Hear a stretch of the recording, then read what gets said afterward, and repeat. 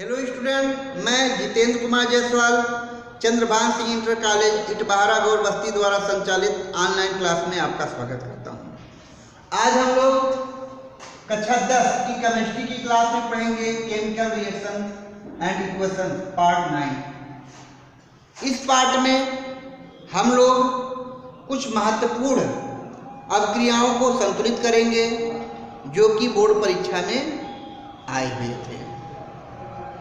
आप इन रासायनिक समीकरणों को ध्यान से देखेंगे और संतुलित करना सीखेंगे। एक बार आपको संतुलित करने के लिए बताया गया था, फिर एक बार आप संतुलित करना देखेंगे और आप इसका अभ्यास भी करेंगे। आपको इन समीकरणों को सारणी विधि से नहीं हल करवा रहे हैं। आप क्या करेंगे, अभिकारक और उत्पाद में तत्वों को, परमाणुओं को गिनकर संतुलित करेंगे। तो देख लेते हैं कि पहला समीकरण क्या है।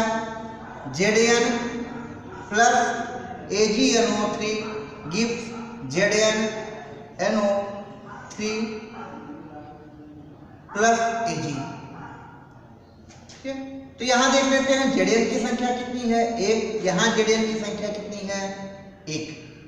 Ag कहाँ, यहाँ कितना है, 1। यहाँ Ag कितना है, 1। अब हम n की बात करते हैं तो यहाँ देखिए n की संख्या 1 है और यहाँ जो है 2 से गुणा हो जाता है, यानी 2 गुणे 1, मतलब n की संख्या कितनी हो गई, 2। n की संख्या कितनी हो गई, 2। तो हम यहाँ क्या करेंगे, 2 बढ़ा देंगे। अब देखिए हमने क्या किया, यहाँ 2 बढ़ा दिया, तो जब यहाँ बढ़ा दिया 2 तो यहाँ भी हमको 2 बढ़ाना पड़ेगा। हम क्या करेंगे, यहाँ भी 2 बढ़ाएंगे। अब देख लेते हैं Zn की संख्या 1, Zn की संख्या 1, Ag 2Ag है तो यहाँ 2Ag है, ये भी संतुलित हो गया। n की संख्या कितनी है, तो यहाँ 2 का 1, यहाँ 1 माना जाता है तो 2 1 कम 2, 2 है, और यहाँ भी 1 माना जाता है तो 2 1 कम 2। और हम ऑक्सीजन की संख्या आते हैं तो 3 दूनी 6 और 3 दूनी 6, तो पहला वाला जो है वो संतुलित हो जाता है। ठीक है, अब दूसरा वाला देख लेते हैं। BaCl2 plus K2SO4 gives BaSO4 plus Kl।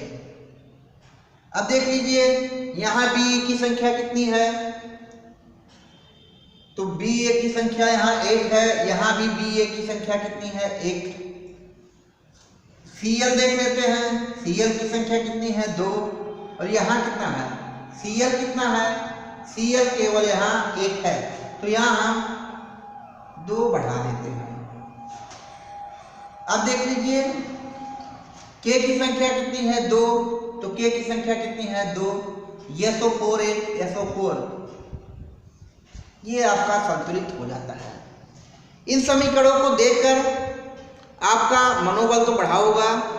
अब आपको पता हो, ठीक है, पता चल गया होगा कि बोर्ड परीक्षा में बहुत कठिन प्रश्न नहीं पूछे जाते हैं, यानी ये जो संतुलित करने के लिए समीकरण ये बहुत कठिन नहीं आते हैं।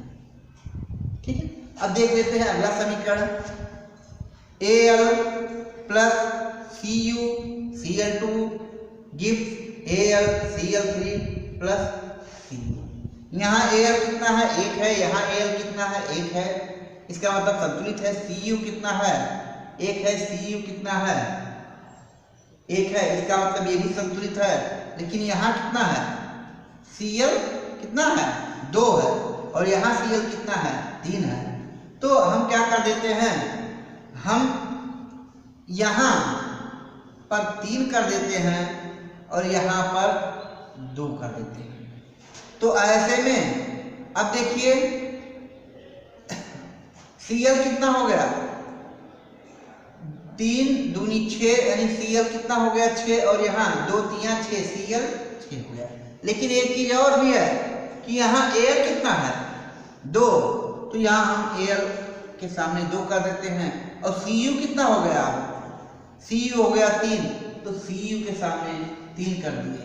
अब देख लेते हैं कि Al कितना है, तो 2Al है, यहाँ 2Al है, तो इसका मतलब Al संतुलित हो गया। यहाँ देखिए 3 Cu है, यहाँ 3 Cu है, मतलब Cu संतुलित हो गया। और 3 दूनी 6 Cl इधर है और 6 Cl इधर है, तो ये आपका संतुलित हो जाता है। चौथा नंबर देखिए, इसको तो आप लोगों ने पिछले वीडियो में संतुलित किया था। तो यहाँ देखिए Fe कितना है, 1 है, और यहाँ Fe कितना है, 3 है, तो हम यहाँ 3 बढ़ा कर देते हैं। अब Fe संतुलित हो गया। आप देखिए O कितना है, तो O यहाँ 4 है, वहाँ यहाँ O कितना है, केवल 1, तो हम O को यहाँ आगे बढ़ा देते हैं। अब ऐसे में अब H2 की संख्या यहाँ कितनी हो गई, 4 दूनी 8, और यहाँ कितना है, केवल 2 H2 है। इसका मतलब है कि इसके सामने भी हम लोग 4 बढ़ा देंगे। अब देखिए 2Fe 3Fe Fe3 बराबर है 4 दूनी 8 H2, 4 दूनी 8 H2, और 4 यहाँ 1 माना जाता है। तो आप जानते हैं कि आप केवल परमाणुओं, आपको पता है कि आप केवल अणुओं को संतुलित करते हैं, मतलब कि आप परमाणुओं को संतुलित नहीं कर सकते, क्योंकि परमाणुओं को जैसे ही संतुलित करेंगे तुरंत ही जो यौगिकों का फार्मूला है वो तुरंत चेंज हो जाएगा, और ऐसे में यौगिकों की प्रकृति भी बदल जाएगी। अब हम लोग देख लेते हैं 5वां समीकरण। तो 5वां समीकरण क्या है, CO2 plus H2O gives C6H12O6 plus O2। तो आप जानते हैं कि लेफ्ट हैंड साइड जो होता है हमारा अभिकारक होता है, और राइट हैंड साइड क्या होता है आपका उत्पाद। अब यहाँ अभिकारक साइड में C की संख्या कितनी है, तो 1 है, और उत्पाद साइड में C की संख्या कितनी है, 6, तो हम यहाँ क्या कर देते हैं, 6 बढ़ा देते हैं। अब जब हम यहाँ 6 बढ़ा देंगे तो C बैलेंस हो जाता है।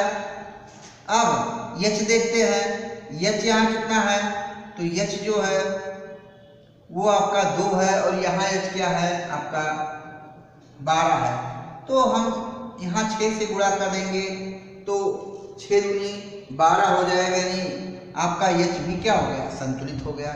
अब तीसरे नंबर पे हम देखते हैं O, तो O की संख्या कितनी है, तो यह हो गया 6 दूनी 12, यानी 6 गुणे 2 हो गया आपका 12 धन 6, तो इधर हो गया आपका 18, यानी O कितना हो गया 18। और यहाँ देख लीजिए ये आपका है 6 प्लस, ठीक है, यहाँ आपका हो गया 2, तो ये आपका यहाँ केवल कितना है 8, कितना है 8। अब आप सोचिए कि यदि यहाँ 6 कर दिया जाए तो 6 दूनी 12 और 6 18 हो जाएगा। इसका मतलब कि पांचवा समीकरण भी आपका संतुलित हो गया।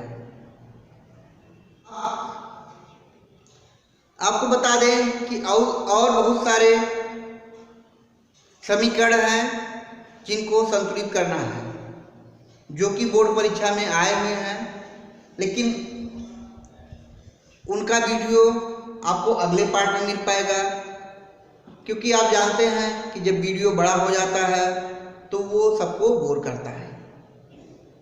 तो इसलिए इस वीडियो में हमने केवल 5 रासायनिक समीकरणों को संतुलित किया है।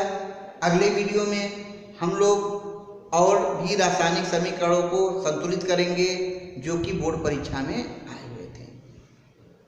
इन समीकरणों को देख के आप ये जान गए होंगे कि बोर्ड परीक्षा में बहुत ज़्यादा कठिन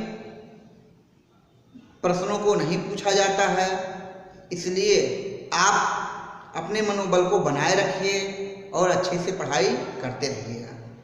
ठीक है, आशा करते हैं कि आने वाले समय में आपका जो रिजल्ट होगा वो बहुत अच्छा होगा।